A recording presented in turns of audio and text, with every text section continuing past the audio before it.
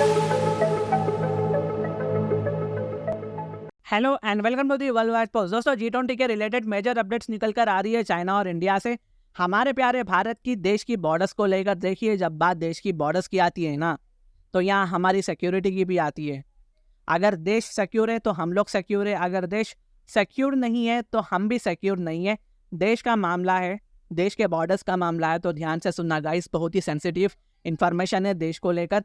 हाल ही में ना चाइना ने एक नया मैप पब्लिश किया है जिसमें वो भारत के अरुणाचल प्रदेश और अक्साई चीन को अपनी टेरिटरी बताता है, यानी चाइना अपनी खुद की टेरिटरी बताता है।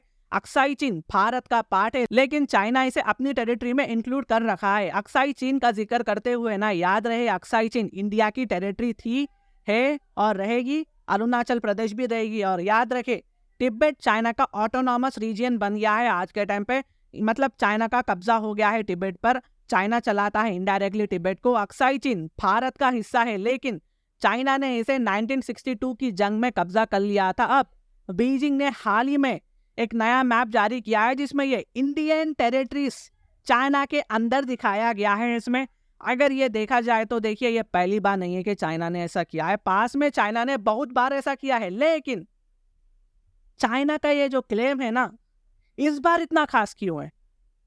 और काफी ध्यान देने वाली बात भी है। देखिए, कुछ दिन पहले Xi Jinping Johannesburg South Africa में ब्रिक्स समिट में थे।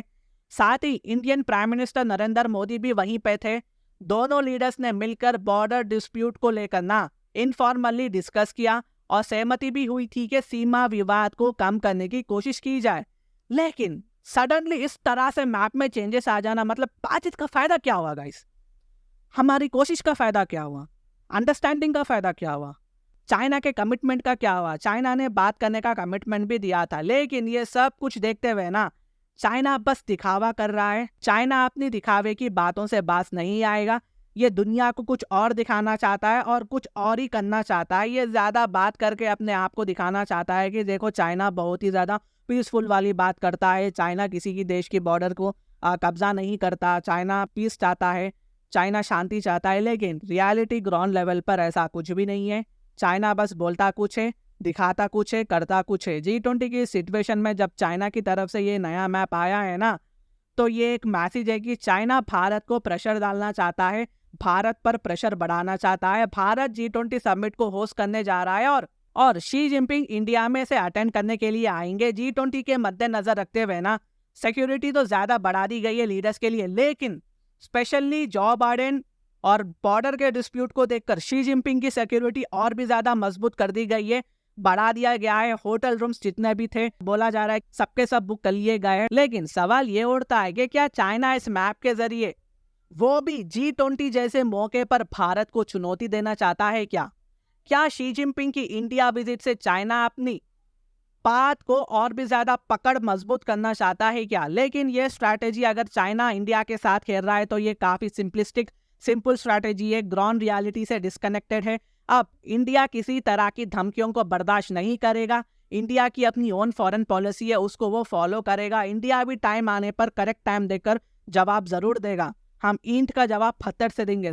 साथ ही बॉर्डर डिस्प्यूट को देखकर ना सोल्जर्स को वापस बुला लेना है सिचुएशन को और भी ज्यादा कॉम्प्लेक्स बना देगा। सोल्जर्स को वापस नहीं बुलाना चाहिए। भारत और चाइना के बीच की सीमा सही से डिटरमाइन नहीं है और ये लगभग 4000 किलोमीटर लंबी लाइन है, बॉर्डर लाइन है, और लद्दाख से लेकर अरुणाचल प्रदेश तक फैलती है।